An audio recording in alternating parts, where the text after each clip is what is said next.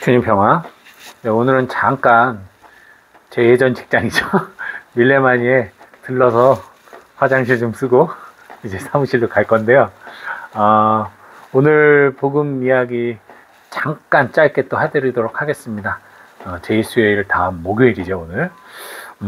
오늘 제일 중요한 핵심은 무엇보다도 제 십자가를 지고 내 뒤를 따라야 된다라는 예수님의 그 말씀인 것 같아요.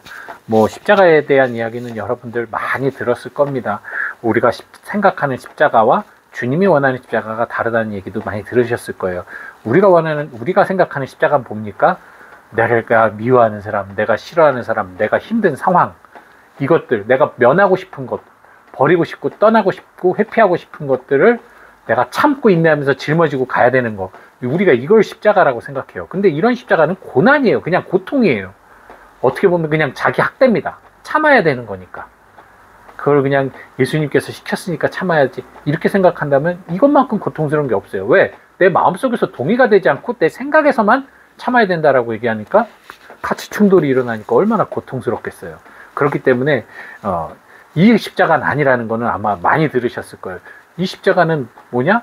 기꺼이 주님을 향해, 주님과 함께 구원을 향해 걸어가는 상황 안에서 기꺼이 내가 짊어질 수 있는, 고통을 인내할 수 있고 참아낼 수 있는 어떤 그러한 마음, 무엇보다도 그 주님의 사랑으로 이루는 헌신과 희생, 그런 십자가다, 이 얘기 들으셨을 거예요. 근데 저는 오늘 약간 더 좀 깊게 좀 묵상을 하다 보니까 다른 의미로 이 십자가가 다가왔습니다. 오늘 복음 전반부에 나온 거예요. 사람의 아들이 사람들에게 박해를 받고 죽임을 당하고 사흘 만에 다시 부활한다는 얘기를 하셨는데, 바로 십자가는 그 길을 걷는 거거든요. 죽음을 향해 가는 거예요. 예수님의 십자가를 지고 따라간다는 얘기는 박해를 받고 죽임을 당하고 부활하는 십자가입니다. 그거예요. 예수님이 짊어진 십자가가 그거니까요. 그러니 사실은 이게 보통 십자가가 아닌 거예요. 우리가 뭐 누구를 참아주고 뭐 이 수준이 아니라 내가 죽어야 되는 십자가란 말이에요. 하지만 그 이유는 내가 부활하기 위해서라는 거죠. 그렇다면 이 십자가에는 어떤 것이 담겨 있어야 되느냐? 예수님께서 짊어진 십자가가 뭐가 담겨 있어요? 우리의 모든 죄가 담겨 있어요. 그죠? 그래서 당신 피로 그 십자가에 담겨진 우리의 죄를 깨끗이 씻어내시고 우리를 구원으로 이끄시는 게 예수님의 십자가죠. 그렇다면 우리 십자가도 마찬가지입니다. 그 십자가엔 우리의 죄가 담겨 있는 거예요. 예수님하고 똑같아요. 죄의 십자가를 짊어지고 가란 얘기예요. 그리고 나와 함께 못 박혀서 내가 보여준 모범대로 너희들도 너희의 피로 너희의 죄를 씻어라. 우리 스스로 씻는 건 아니죠, 당연히. 주님을 따라서, 그 주님의 모범에 따라 우리도 우리의 십자가에 나를 못 박고 죄로부터 자유로워지기를 바라는 것이 바로 주님의 뜻입니다. 예수님께서 십자가에 달려 높이 매달렸던 것처럼 우리들도 십자가에 매달려 높이 올라가야 돼요. 그래서 이 십자가는 단순히 뭐 누군가를 참아주고, 역겨운 걸 참아주고 고통을 인내하는 그런 수준이 아니라, 주님을 향해 걸어가는 이 과정 안에선 세상의 뜻과 어긋나는, 즉 세상이 바라는 것에 반하는 그리스도인의 삶을 충실하게 살아가야 되는 요청론적인 신비가 담겨 있습니다. 즉 그리스도인은 이 악이 머물고 있는 이 세상의 뜻을 거슬러야 되는 삶을 살아야 돼요. 그리고 그 과정 안에서는 수많은 사람들의 박해와 질투와 시기와 또 여러 가지 고통들이 따르겠죠. 그런 상황 안에서 그들 안에서 받는 고통에 대항하려고 하고 내가 그것을 이기려고 하고 하는 그런 투쟁의 싸움, 그런 상황 속에서 우리는 죽을 수밖에 없어요. 왜?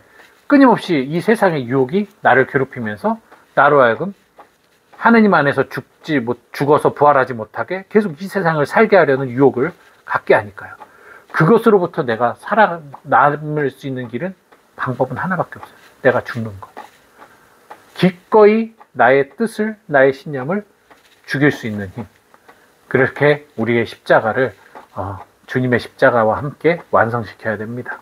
그래서 우리가 그 우도, 예수님의 우도의 모습이 바로 우리의 마지막의 모습이 되어야 되는 거예요.